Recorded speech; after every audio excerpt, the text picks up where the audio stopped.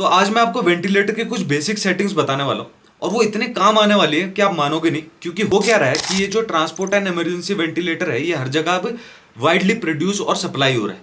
अब यही चीज़ आपको दिखेगी, कम से कम इसके बारे में आप सीख लो।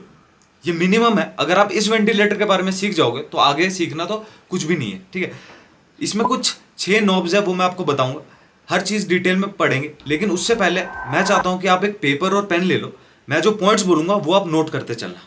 ठीक है, अब देखो, शुरू करने से पहले मैं ये बताना चाहता हूं, जब हम सांस लेते हैं, जब हम लोग सांस ले रहे होते हैं तो थोड़ा से केज खुद वाइडली स्प्रेड होता है, जिसकी वजह से एक नेगेटिव प्रेशर बनता है और हम सांस ले रहे होते हैं। उसको हम बोलते हैं नेगेटिव प्रेशर वेंटिलेशन।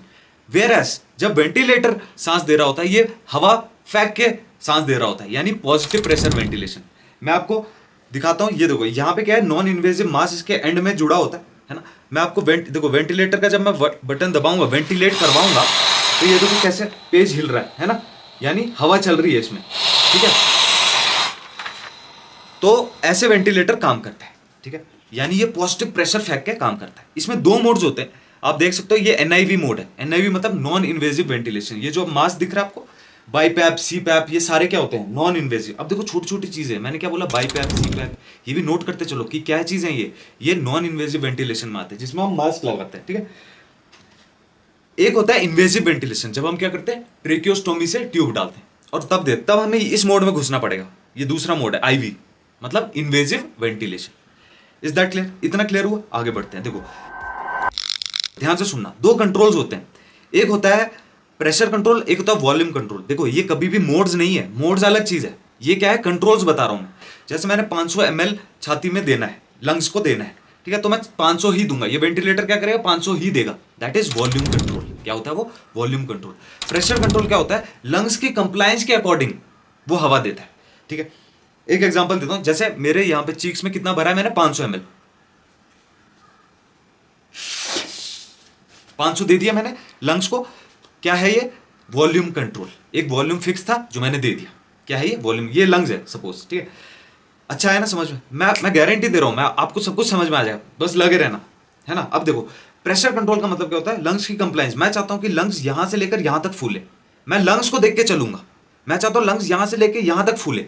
ठीक है, यहां पे मैं कितना भी वॉल्यूम दूं वो उससे फर्क नहीं पड़ता मेरे को, वो कंप्लायंस पे डिपेंड है। ठीक है, कंप्लायंस कैसे, जैसे किसी को रिस्ट्रिक्टिव लंग डिजीज है, जैसे किसी को क्या है, ILD है ना, किसी को ARDS है, वो क्या है, रिस्ट्रिक्टेड लंग डिजीज है, उसमें इतना लंग्स फूलता नहीं, लेकिन मैंने सोचा है कि इतना फुलाना है। ठीक है, तब वो प्रेशर कंट्रोल वेंटिलेशन में जाता है। ठीक है, तो कितना भी वॉल्यूम दूं, पर मेरे को यहां तक फुलाना था, मैंने फुलाया, तो ये क्या है, प्रेशर कंट्रोल वेंटिलेशन। इसलिए आपको लग भी रहा होगा यार, वॉल्यूम कंट्रोल में हम इतना तो देख नहीं पा रहे, प्रेशर में तो हम देख रहे हैं कि लंग्स में क्या चल रहा है। तो हमेशा प्रेशर कंट्रोल वेंटिलेशन मेरे हिसाब से अच्छा होना चाहिए, और सही भी बात है। प्रेशर कंट्रोल वेंटिलेशन थोड़ा बेटर माना जाता है, किससे, वॉल्यूम कंट्रोल वेंटिलेशन से। Is that clear? आगे बढ़ते हैं। आगे पूरा काम वेंटिलेटर का है। मैं थोड़ा सा कैमरा घुमा देता हूं ताकि आप वेंटिलेटर में ज्यादा फोकस कर पाओ। देखो 6 नोब्स होते हैं जो हमें याद करने ही करने हैं। अगर आप 6 याद कर लोगे ना यार, ये बेयर मिनिमम है। ये वेंटिलेटर जो है इमरजेंसी पर्पस के लिए बनाया गया है, ट्रांसपोर्ट पर्पस के लिए बनाया गया है, इसलिए ये आपको हर जगह दिखेगा। ये याद कर लोगे तो बाकी सब ईजी हो जाएगा। देखो 6 चीजें जो याद करनी। सबसे पहले आपका मोड्स होते हैं, मैंने पहले बताया वो कंट्रोल्स थे जो हमने पढ़ा, प्रेशर कंट्रोल, वॉल्यूम कंट्रोल, जो इससे समझाया मैंने, वो कंट्रोल्स थे। अब हम पढ़ रहे मोड्स। तो जब आप देखोगे तो यहाँ पे मोड्स आपको ऊपर दिख जाएंगे। ठीक है, मोड्स में आप देख सकते हो, intermittent positive pressure ventilation, IPPV, है ना। यहाँ पे SIMV लिखा हुआ है, SIMV, है ना। यहाँ पे क्या दिखा है, प्रेशर कंट्रोल वेंटिलेशन, PCV। ये सारे जो है असिस्टेड मोड्स हैं। क्या है, अब देखो मैं चाहता हूँ आप पेपर में लिखो कि मोड्स आर 2 टाइप्स। ठीक है, पहला है कंट्रोल मोड। कंट्रोल मोड में क्या होता है कि आपको एक फिक्स हवा दे जाएगी, ठीक है, और रेगुलर इंटरवल पे दे जाएगी। जैसे मैं बोलूँ 4 सेकंड में, 4 सेकंड में मैं एक ब्रेथ दे रहा हूँ, वो दे रहा हूँ। ठीक है, तो वो क्या है, एक फिक्स हवा है, हर 4 सेकंड में ये वेंटिलेटर आपको देता रहेगा। वो कंट्रोल वेंटिलेशन है। क्या है वो, कंट्रोल वेंटिलेशन है। कोई डाउट? ठीक है, मैं बोलूँ असिस्टेड कंट्रोल, असिस्टेड वेंटिलेशन, ठीक है, या स्पॉन्टेनियस वेंटिलेशन क्या होता है, इन सब इसी के नाम है। तो मेरे को सबसे बेस्ट लगता है असिस्टेड वेंटिलेशन। असिस्टेड वेंटिलेशन क्या है, वो ये भी देखेगा कि आप कब सांस ले रहे हो, यानी पेशेंट कब सांस ले रहा है, कब छोड़ रहा है। अब मैं आपको प्रैक्टिकल भी एक चीज दिखाता हूं। तो ये देखना, ये वेंटिलेट है। अब ध्यान से देखना, यहां पे जरा ध्यान देना कि जब मैं सांस लूंगा तब भी उसमें ग्राफ में चेंज आएगा। जब मैं सांस दूंगा ना तब भी सांस। तो मैं ये बताना चाहता हूँ कि वेंटिलेटर आपकी आपकी जो सांसें है ना उसको भी देख रहा होता है। ये चीज मैं बताना चाहता हूँ। देखो ये वेंटिलेट हो रहा है शुरू, ये इसने दी, ये मैंने दी, ये जैसे वेव से बनाई ना ये मैंने बनाई, ठीक है। तो इससे क्या प्रूव होता है कि वेंटिलेटर को पता लगता है आप कब सांस ले रहे हो। तो जो असिस्टेड मोड है ना, असिस्टेड मोड है, जो आपका असिस्टेड मोड होगा उसमें ये दिखेगा कि आप कब सांस। अब मैं SIMV के बारे एक असिस्टेड, देखो असिस्टेड मोड में क्या क्या बताया मैंने, 3 चीजें याद रख लो। एक SIMV होता है, एक PCV होता है, ठीक है। जो बाईपैप और सीपैप बताया था मैं, वो जो होता है वो इससे देते हैं, नॉन इन्वेजिव है, ठीक है। लेकिन वो भी असिस्टेड ही है। लेकिन कंट्रोल वेंटिलेशन में ऐसा नहीं था। कंट्रोल में क्या था कि ये अपने अनुसार देगा, 4 सेकंड में एक बार दूंगा मैं। वो क्या था, कंट्रोल वेंटिलेशन। SIMV थोड़ा मॉडिफाइड है। इसमें क्या होता है कि ये जब आप सांस ले रहे हो तब तो दे ही रहा है असिस्टेंस, साथ ही साथ ये खुद का भी दे रहा है। यानी कंट्रोल्ड वे में भी एक फिक्स टाइम में 4 सेकंड में एक बार देना है, 3 सेकंड में एक बार देना है, 5 सेकंड में, वो भी दे रहा है वो साथ। लेकिन जब आप ले रहे हो तब वो आपको भी दे रहा है, ठीक है। तो ये मोड्स है। क्या आपको यहाँ मोड समझे, ये सबसे टफ पार्ट था, इसलिए मैंने सबसे पहले खत्म कर दिया। अब आते हैं हम नेक्स्ट में। तो मैंने बोला 6 चीजें याद रखनी है आपने कैसे भी। पहली चीज हो चुकी है मोड्स, क्लियर। अब सिंपल चीजें हैं। दूसरी चीज है FiO2।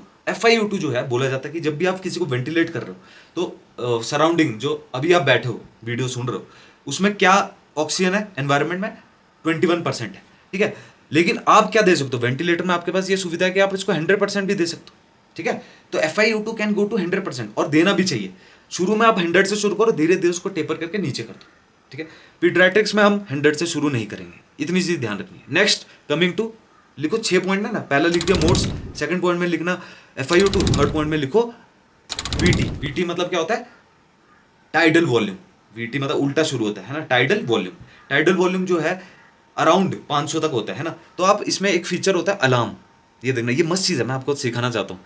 अलार्म में आप VT मतलब टाइडल वॉल्यूम में आप सेट करो ऐसे और इसको बढ़ाओ। तो अगर आपने इसको 500 पे सेट कर दिया ना, जैसे 450 460 पे सेट कर दिया और आप अलार्म सेट कर दो, इसका सेव कर दो, तो जब भी टाइडल वॉल्यूम 460 से ऊपर जाएगा ये टू टू करने लग जाएगा। आपको पता लग जाएगा नहीं इतना नहीं देना भाई, क्योंकि देखो टाइडल वॉल्यूम भी ज़्यादा नहीं दे सकते हम। कौन सी कंडीशन जिसमें टाइडल वॉल्यूम हम ज़्यादा नहीं दे सकते,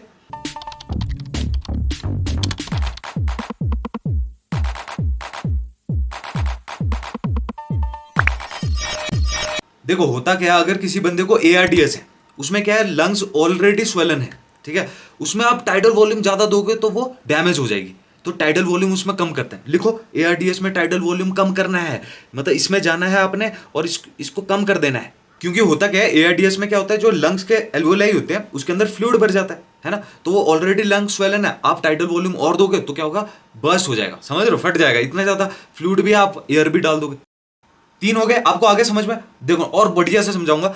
नेक्स्ट आता है फ्रीक्वेंसी। फ्रीक्वेंसी मतलब क्या होता है, जो हम सांस ले रहे हैं नॉर्मल जो रेस्पिरेटरी रेट होता है उसको फ्रीक्वेंसी लिख रखा है इसने। तो फ्रीक्वेंसी जो रेस्पिरेटरी रेट है ना, नॉर्मल कितना होता है 18 के आसपास होता है। इसमें 12 सेट किया हुआ मैंने, इसको 18 कर देते हैं। 18 नॉर्मल है, सांस ले रहा है। अब ऐसी कौन सी कंडीशन हो सकती है जिसमें आपको रेस्पिरेटरी रेट कम करना पड़ जाए, क्या ऐसी कंडीशन है।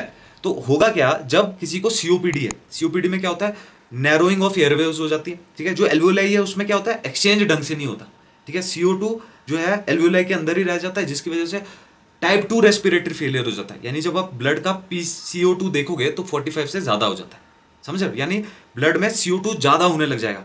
अब आम दिमाग क्या सोचेगा, CO2 रिटेंशन हो रहा है, हम हाइपर वेंटिलेट करवा देते हैं, लेकिन ऐसा नहीं है। हमें क्या करना है, इसको कम करना है, यानी हम COPD में इसको 12, 10 ऐसे ले जाएंगे, ठीक है। जब ऐसे ले जाएंगे तो जब रेस्पिरेटरी रेट कम है ना, तो उसको टाइम मिलेगा एक्सचेंज के लिए। बात क्या है, अभी मैं IE रेशो में ये चीज समझा दूंगा कि क्या चीज है। IE रेशो भी COPD में चेंज करना पड़ता है, ठीक है। लेकिन आप समझे, एक्सचेंज के लिए टाइम मिले उसके लिए हम क्या करते हैं, जो रेस्पिरेटरी रेट है उसको कम करना पड़ता है COPD में। तो लिख लो COPD में रेस्पिरेटर कम करना पड़ेगा आपको। नेक्स्ट कमिंग टू PEP, जो PEP आपको दिख रहा है, PEP क्या होता है, पॉजिटिव एंड एक्सपिरेटरी प्रेशर। यानी जब किसी ने एक्सपिरेट किया, एंड एक्सपिरेटरी के एंड में जो एल्वेओलाई में प्रेशर बचा होना चाहिए वो कितना है। तो नॉर्मली क्या होता है, ये 3 से 5 के बीच में रहता है, तो आपको इतना ही रखना है 3 से 5 में। अगर आपने सोचो बढ़ा दिया PEP, तो होगा क्या, जो एल्वेओलाई है ना वो ऐसे खुल जाएंगी लास्ट में, एंड एक्सपिरेटरी वॉल्यूम है ना उसका, प्रेशर है उसका। तो एंड रेस्पिरेटरी अगर खुला हुआ है तो एल्वेलाई खुली हुई है, तो क्या होगा, पूरी लंग्स जो है खुली होगी, जिसकी वजह से कार्डियक जो है, हार्ट जो है वो कंप्रेस हो जाएगा, जो ब्लड वेसल है वो कंप्रेस हो जाएगी, जो प्रीलोड है, जो खून आ रहा है उसमें वो भी कम आएगा, जिसकी वजह से बीपी भी कम आएगा। तो आप सोचो बीपी कम आ रहा है, और क्या आप पीईपी बढ़ा सकते हो शॉक में? शॉक में क्या होता है, शॉक में भी तो बीपी कम होता है। हाइपोवॉल्यूमिक शॉक में क्या होता है, बीपी कम होता है। अगर हाइपोवॉल्यूमिक शॉक में किसी ने पीईपी बढ़ा दिया तो आपने उस बंदे को मार दिया। समझ रहे हो बात, समझ रहे हो? तो ऐसे सोचना है कि देखो पीईपी बढ़ाने का एक रिस्क है कि जब भी आप पीईपी बढ़ाओगे बीपी क्रैश होगा। लिख लो, जब भी आप पीईपी बढ़ाओगे बीपी क्रैश होगा, इसलिए इसे शॉक में कभी नहीं देना है। कभी भी शॉक में पीईपी को कम ही रखना है, यानी 3 के आसपास या 3 से भी कम रखना है। Is that clear? समझ में आया? मजा आ रहा है? उसी तरह से न्यूमोथोरैक्स है किसी को, ठीक है, यहाँ पे जो लंग्स के बाहर की कैविटी उसमें हवा भर रही है, जिससे लंग्स पूरा पिचक रहा है, लंग्स में जगह ही नहीं है, ठीक है, और आप पीईपी बढ़ा दोगे तो लंग्स और फूलने की कोशिश करेगी। न्यूमोथोरैक्स में ये कॉन्सेप्ट रहता है यार कि लंग्स को जितना शांत रह सकते हैं उतना रखना है, क्योंकि हमें चेस्ट ट्यूब डालने का एक टाइम चाहिए।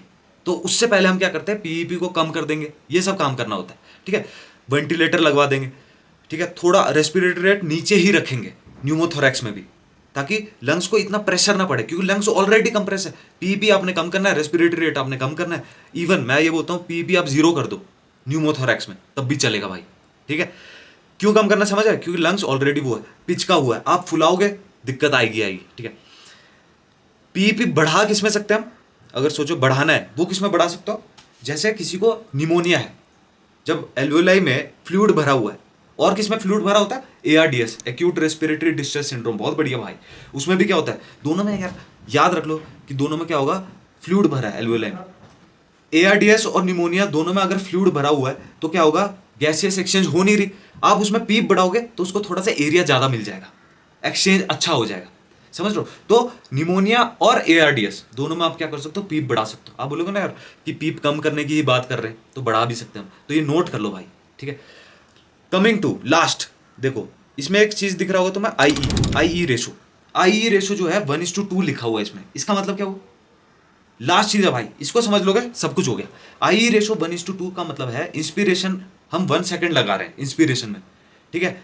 E है एक्सपिरेशन, एक्सपिरेशन हम 2 सेकेंड लगाते हैं। ऐसे ही होता है जनरली, क्या होता है, इंस्पिरेशन कम सेकंड के लिए होता है और एक्सपिरेशन में ज्यादा टाइम लगता है। तो IE रेशो 1:2 नॉर्मल चल रहा है, ठीक है। पर IE रेशो हम कम भी रखते हैं कई बार, जैसे COPD में। मैंने आपको ये बोला था, जब मैं रेस्पिरेटरी रेट पढ़ा रहा था तो मैंने ये बोला था कि यार रेस्पिरेटरी रेट आपने COPD में कम किया था ताकि आपको एक्सचेंज का टाइम ज्यादा मिले। अभी मैं वो समझा रहा हूँ कि आपको IE रेशो भी वहां पे क्या रखना पड़ेगा, 1:3 या 1:4, ठीक है। आपने इसको बढ़ाया 1:2, 1:2, 3, 4 ऐसे, है ना। क्यों बढ़ाया आपने? ताकि उसको 3 सेकेंड्स का एक्सपिरेशन मिले, एक्सपिरेशन का टाइम ज्यादा मिले। जब CO2 रिटेंशन है तो आप CO2 कैसे रिमूव कर सकते हो? एक्सपायर करके, है ना। तो एक्सपिरेशन टाइम ज्यादा दो, CO2 खुद निकल जाएगी। Is that clear? मजा आया? वेयरएज अगर मैं बात करूं ARDS की, वहां पे हमें ऑक्सीजनेशन बढ़ाना है, वहां पे आप IE रेशो को 2:1 भी कर सकते हो। इसलिए ARDS में MCQ आता है कि इनवर्स IE रेशो कहां पे हो जाता है, 2:1 हो गया, यानी इंस्पिरेशन में हम ज्यादा टाइम, क्योंकि इंस्पिरेशन ऑक्सीजनेशन है और CO2 निकालना वेंटिलेशन है।